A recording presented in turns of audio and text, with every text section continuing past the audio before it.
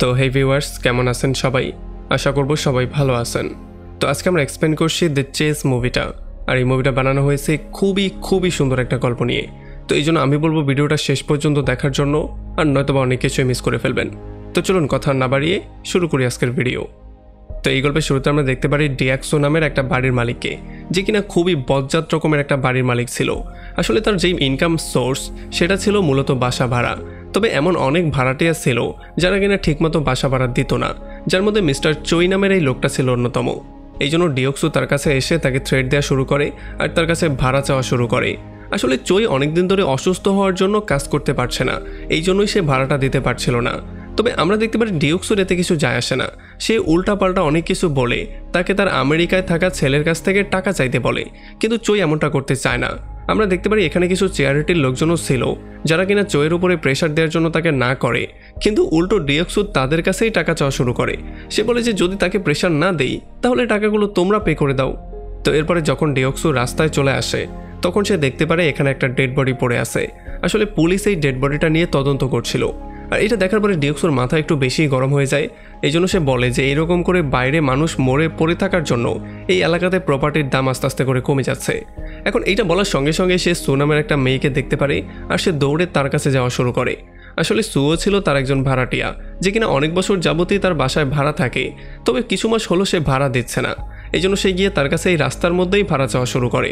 আর যেহেতু ডিয়াক্সো সুয়ের নামটা জানতো না, এই জন্য সে সবসময় তাকে অ্যাপার্টমেন্ট 205 বলে ডাকতো। আর সু তার কাছে প্রমিস করে চলে যায় যে খুব শীঘ্রই আমি আপনার ভাড়াটা দিয়ে দিব। আমরা দেখতে পারি সু একটা ফ্যাক্টরিতে কাজ করে আর তার মনটা ছিল খুবই ফ্রেশ একটা মন, সে খুবই ভালো একটা মানুষ ছিল। আর এদিকে ডিয়াক্সো চলে আসে মিন নামের একটা মহিলার দোকানে। আসলে যদিও ডিয়াক্সো সবার সাথে খুবই খারাপ বিহেভ করতো, কিন্তু মিনের সাথে সে সবসময় খুবই ভালো বিহেভ করতো। সে তার কাছে খুবই নত হয়ে থাকতো, কারণ সে মিনকে পছন্দ করতো। আর যখন এখানে মিন তাকে স্যান্ডউইচ অফার করে তখন সে বসে খাওয়াও শুরু করে। আর এরপরে সে তাকে লাভের সম্পর্কে বুঝিয়ে বাইরে একটা কাপলকে দেখায়। আসলে এই কাপলটা হচ্ছে গিয়ে ডক্টর না আর তার ওয়াইফ। ডক্টর নায়ের ওয়াইফ অনেক বছর ধরে পুরোপুরি প্যারালাইজড হয়ে গেছে, তবে যেহেতু ডক্টর না তাকে খুব ভালোবাসে এই জন্য সে সবসময় তার টেক কেয়ার করে, তাকে নিয়ে ঘোরাঘুরি করে। তবে এগুলো শোনার পরে ডিয়াক্সো বলে যে ডক্টর নার লাইফটা পুরোপুরি নষ্ট হয়ে গেছে তার এই প্যারালাইজড ওয়াইফের জন্য। বেচারা চাইলে বাইরে যেতেও পারে না। আর তখন এদিকে শহরের অন্য পাশে আমরা দেখতে পারি একটা অ্যাপার্টমেন্টে একটা বৃদ্ধ লাশ পড়ে আছে, যেই লাশটা অনেক দিন ধরে পড়ে থাকার জন্য লাশটার মধ্যে পচন ধরেছে আর পোকামাকড় লাশটাকে খাওয়া শুরু করেছে। আমরা দেখতে পারি পুলিশ এসে ডিয়াক্সোর কাছে এখানে চাবিটা চায় যাতে করে তারা লাশটাকে বের করতে পারে। আর অফিসার লি ডিয়াক্সোকে বলে যে লাশটা অনেক দিন আগে মরে পড়ে আছে, যদি তার আপনজন কেউ তার কাছে আসা যাওয়া করতো তাহলে হয়তোবা তার এই অবস্থা হতো না, তার এমন একটা ভয়ঙ্কর মৃত্যু হতো না। তবে ডিয়াক্সোর এতে কিছু যায় আসে না। সে বলে যে ভালোই হয়েছে, পৃথিবী থেকে বোঝা কমেছে। আর যখন অফিসার চলে যায় তখন সে অফিসারের কথাটা চিন্তা করা শুরু করে আর তার মাইন্ডে আসে যে চইও না এই বৃদ্ধর মতো তার ভাড়া না দিয়ে আবার মারা যায়। এই জন্য সে রাতের বেলায় চলে আসে চইয়ের কাছে আর তার স্বাস্থ্য সম্পর্কে বিভিন্ন রকমের কোয়েশ্চেন করা শুরু করে।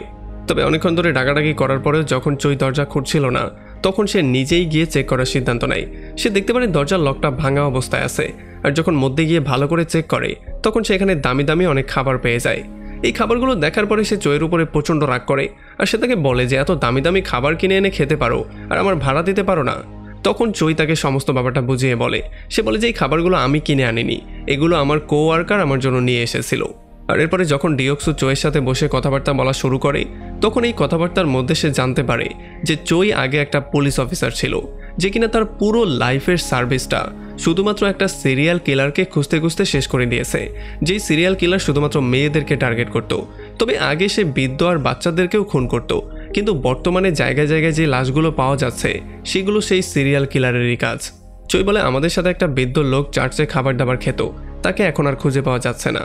তবে এগুলো শোনার পরে ডিয়াক্সোর কাছে খুব একটা ইন্টারেস্টিং মনে হয় না, এই জন্য সে এখান থেকে দ্রুত বেরিয়ে চলে যায়। তবে রাতের বেলায় চইয়ের রুমের মধ্যে একটা সিরিয়াল কিলার চলে আসে, যে কিনা সেখানেই চইকে শেষ করে দেয়। তো এরপরে পরদিন সকালবেলা যখন ডিয়াক্সো চইয়ের ঘরের লকটা ঠিক করতে আসে তখন এখানে সে চইয়ের লাশটা দেখার পরে পুরোপুরি শকড হয়ে যায়। সে দেখতে পারে যে খুনি চইকে এমন করে বেঁধেছে যেন দেখে মনে হবে সে সুইসাইড করেছে।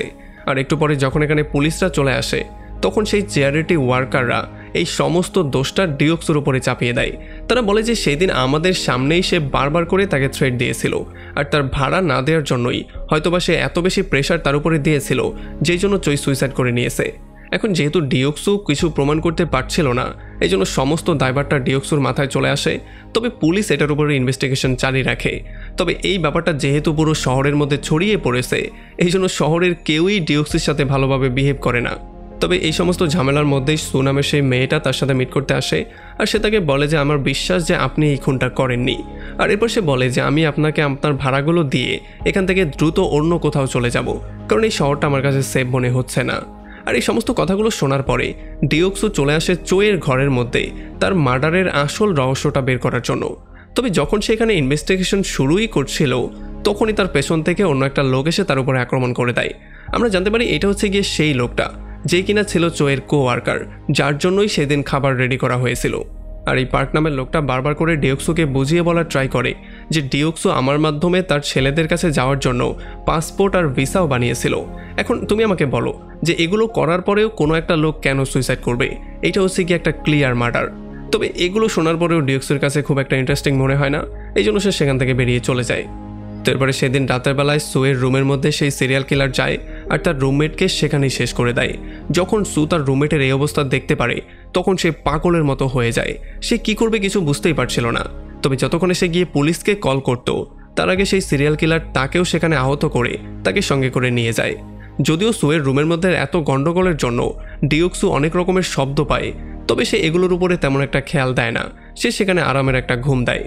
তারপরে পরদিন সকালবেলা পার্ক নামের সেই লোকটা ডিওক্সুর কাছে এসে তাকে ইনসিস্ট করার ট্রাই করে যাতে করে এই ইনভেস্টিগেশনের মধ্যে সে তার সঙ্গ দেয়, কারণ তার যে পার্টনার ছিল তাকে তো মেরেই ফেলা হয়েছে। তবে ডিওক্সু এগুলোতে খুব একটা ইন্টারেস্ট ফিল করে না, এই জন্য সে তাকে ইগনোর করে সেখান থেকে চলে যাওয়ার ট্রাই করে। তবে তখনই তারা দেখতে পারে সুয়ের রুমের সামনে কিছু ছেলে মেয়ে চলে এসেছে। আসলে যেহেতু তারা বারবার করে সুকে কল দিচ্ছিল আর সু কলটা পিক করছিল না, এই জন্য তারা চেক করতে এসেছে তার সাথে কিছু হয়েছে কিনা। আর এই ব্যাপারটা দেখার পরে ডিওক্সু আর পার্ক চলে আসে সুয়ের রুমের মধ্যে। আর যখন তারা একটু ভালো করে ইনভেস্টিগেশন করে, তখন তারা ফ্রিজের মধ্যে তার রুমমেটের কাটা লাশটা পায়। এটা দেখার পরে তারা প্রচণ্ড ভয় পেয়ে যায়। আর যখনই ডিওক্সু পুলিশকে কল দিতে যাচ্ছিল, তখনই পার্ক তাকে আটকে ফেলে। সে তাকে বলে যে দেখো, সিরিয়াল কিলার কিন্তু এখনও সুকে খুন করেনি, কারণ তার ডেড বডিটা এখানে নেই। তার মানে যদি আমরা এখন পুলিশকে কল দিয়ে এই কেসটার মধ্যে ইনভলভ করি, তাহলে হয়তোবা সে সুকেও খুন করে ফেলবে। আর এই ব্যাপারটা শোনার পরে ডিওক্সু বুঝতে পারে যে পার্ক কি বলতে চাচ্ছে, এই জন্য সে আর পুলিশকে কল না দিয়ে সে পার্কের সঙ্গ দেওয়ার সিদ্ধান্ত নেয়। আর এরপরে পার্ক ডিওক্সুকে তার গাড়ির কাছে এনে বলে যে দেখো, আজ থেকে 30 বছর আগেও এমনটা হয়েছিল। বারবার করে অনেক খুন হচ্ছিল, অনেক জায়গা থেকে মানুষজন গায়েব হয়ে যাচ্ছিল। মিন নামের যেই মেয়েটা যাকে ডিওক্সু পছন্দ করে, সেও ছিল সেই খুনির ভিকটিম। তবে মিন কোনো রকমে নিজেকে বাঁচিয়ে নিয়েছিল। তবে সেখান থেকে বেঁচে আসার পর থেকে সে নতুন একটা লাইফ শুরু করেছিল আর পাস্টের সমস্ত জিনিসগুলো ভুলে গিয়েছিল। এই জন্য পার্ক সিদ্ধান্ত নেয় যে সে মিনকে গিয়ে সেই সমস্ত জিনিসগুলো আবারও মনে করাবে, যাতে করে খুনির রিলেটেড যদি কিছু সে জানে সেইটা সে তাদেরকে বলে সাহায্য করতে পারে। তবে ডিওক্সু তাকে সরাসরি না করে, কারণ সে চাইতো না সে যাকে ভালোবাসে তাকে সে আবারও একটু কষ্ট দিতে। আর এরপর আমরা চলে আসি পার্কের লাইফের পাস্টে। আমরা দেখতে পারি আজ থেকে 30 বছর আগে সেই ভয়ঙ্কর সিরিয়াল কিলার পার্কের চোখের সামনেই তার বন্ধুকে মেরে ফেলেছিল। তবে যেহেতু পার্ক তখন একটু ভীতু ছিল, এই জন্য ভয়ের কারণে সে তার বন্ধুকে সেভ করতে পারেনি। তবে আজ পর্যন্ত সে মনে করে রেখেছে যে সেই সিরিয়াল কিলারের চোখগুলো কেমন ছিল। আর এই জন্য যখনই প্রেজেন্টে সে ডক্টর নাকে দেখতে পারে, তখন সে ডিওক্সুকে বলে এইটাই হচ্ছে গিয়ে সিরিয়াল কিলার। তবে এইটা ডিওক্সু বিশ্বাসই করতে চায় না। তখন পার্ক তাকে বলে যে সিরিয়াল কিলাররা এমনই হয়, তারা সবসময় এমন একটা ভাব নিয়ে চলে যেন তারা পৃথিবীর সবচেয়ে ভালো মানুষ, তবে পেছনে পেছনে তারা এই ক্রাইমগুলো করে। আর এই জন্য সিরিয়াল কিলার কনফার্ম করার জন্য পার্ক চলে আসে ডক্টর নায়ের কাছে আর তার সঙ্গে কথাবার্তা বলে 30 বছর আগের সেই সিরিয়াল কিলার সম্পর্কে বলা শুরু করে। তবে এগুলো শোনার পরে ডক্টর নায় একটু ভয়ই পেয়ে যায়। আর এই কথাবার্তার মধ্যে পার্ক কনফার্ম করে ফেলে যে সিরিয়াল কিলার আর অন্য কেউ না, সিরিয়াল কিলার হচ্ছে গিয়ে ডক্টর নান নিজেই। এখন যখন এই কথাবার্তাগুলো হচ্ছিল, তখনই ডক্টর নায়ের ওয়াইফের অবস্থা খারাপ হয়ে যায়। এই জন্য সে তার ওয়াইফকে নিয়ে দ্রুত হসপিটালের দিকে চলে যায়। আর তখন এদিকে আমরা দেখতে পারি সুকে একটা গোপন রুমের মধ্যে আটকানো হয়েছে, যেখানে সিরিয়াল কিলার এসে তার বডির মধ্যে একটা ইনজেকশন পুশ করে। আর তখন এদিকে যখন অফিসার লি থানায় বসে এই কেসটা নিয়ে ইনভেস্টিগেশন করছিল, তখন তার মনে হয় যে ডিওক্সুই হয়তোবা আসল সিরিয়াল কিলার, কারণ সে নিজেই লকের কাজ করে আর হয়তোবা সে ডুপ্লিকেট চাবি বানিয়ে এক এক করে তাদের রুমে গিয়ে তাদেরকে খুন করেছে। কারণ প্রত্যেক দিন তার সাথে কারো না কারো ঝগড়া লেগেই থাকে। তাছাড়া চইকেও সে কিছুদিন আগেই থ্রেট করেছিল, এই জন্য তার মনে হয় যে হয়তোবা সেই হচ্ছে সিরিয়াল কিলার। আর এরপরে পরদিন সকালবেলা ডিওক্সু চলে আসে ডক্টর নায়ের বাসায়। এখানে এসে সে যখনই একটু তদন্ত শুরু করে তখনই সে একটা গোপন রুম পেয়ে যায়। আর যখন সেই গোপন রুমের তালাটা ভেঙে মধ্যে যাওয়ার ট্রাই করছিল তখনই এখানে ডক্টর না চলে আসে আর সে ডিওক্সুকে রিকোয়েস্ট করা শুরু করে যাতে করে সে এখান থেকে চলে যায় আর সে পুলিশের কাছেও তার বিরুদ্ধে কোনো কমপ্লেন করবে না। তবে এটা শোনার পরে ডিওক্সু একটু শকড হয়ে যায়। সে চিন্তা করে যে একটা চোরের সাথে কিভাবে মানুষ এমন করে ট্রিট করে। আর তখনই এখানে পার্ক নামে সেই লোকটাও চলে আসে যে কিনা ডক্টরকে গান পয়েন্টে নিয়ে তারা দুজন মিলে আস্তে করে রুমের মধ্যে ঢুকে পড়ে।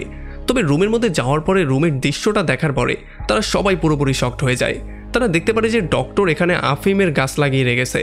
আর এগুলো দেখার পরে ডক্টর এসে তাদেরকে রিকোয়েস্ট করা শুরু করে যে প্লিজ এই ব্যাপারগুলো সম্পর্কে তোমরা কাউকে কিছু বলো না, বিশেষ করে পুলিশকে তো বলোই না, কারণ পুলিশ এগুলো জানতে পারলে আমাকে ধরে নিয়ে যাবে। এই আফিমগুলো আমি আমার ওয়াইফের চিকিৎসার জন্য লাগিয়েছি, যদি সরকার এগুলো জানতে পারে তাহলে আমাকে যেই কোনো সময় জেলে ভরে দেবে। এখন এগুলো শোনার পরে যখন পার্ক ডক্টর নাকে একটা মাস্ক পরায় তখন তার চোখগুলো হুবাহু সিরিয়াল কিলারের চোখের সাথে মিলে যায়। এইটা দেখার পরে পার্ক পাগলের মতো হয়ে যায়, সে তার উপরে ফায়ারিং করা শুরু করে।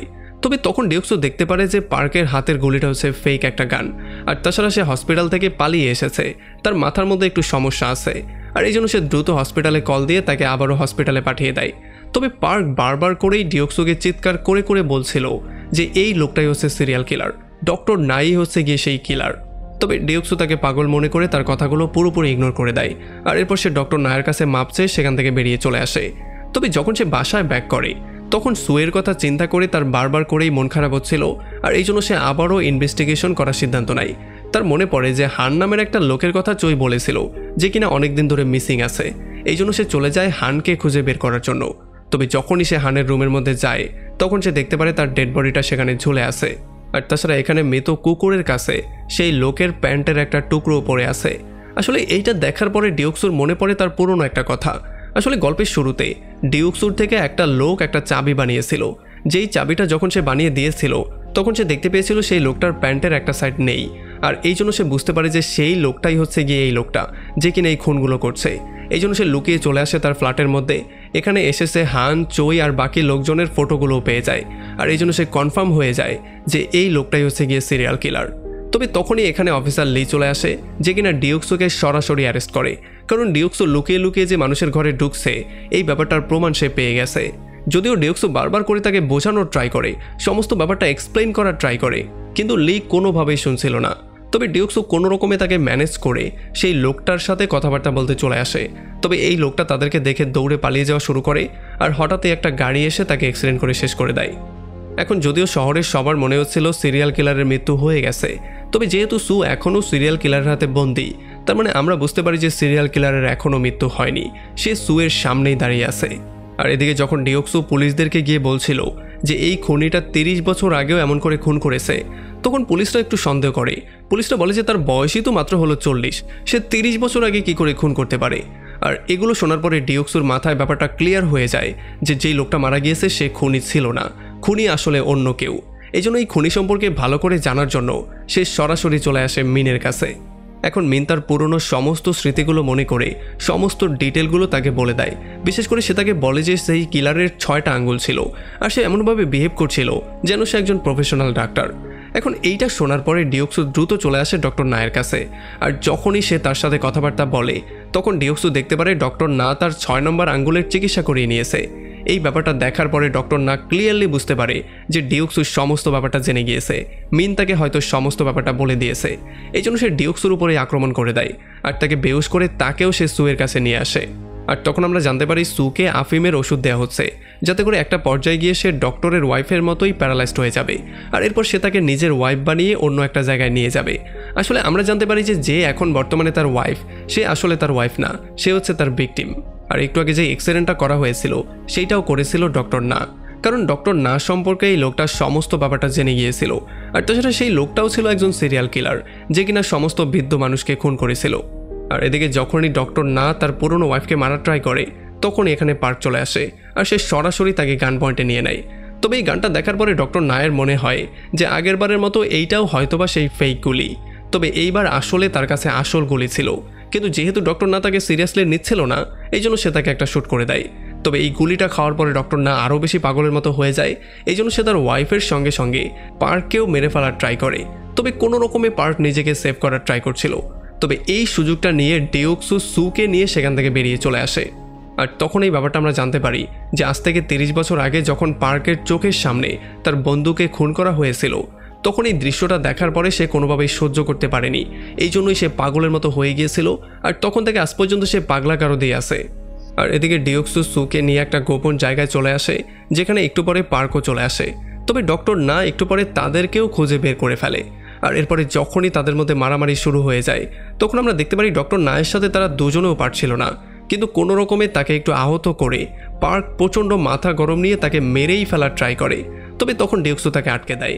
আর এরপরে পরদিন সকালবেলা তাকে সমস্ত প্রমাণ সহ পুলিশের হাতে তুলে দেওয়া হয়। আর এমনই একটা ভয়ঙ্কর পয়েন্টে এই পুরো মুভিটা এখানে শেষ হয়ে যায়।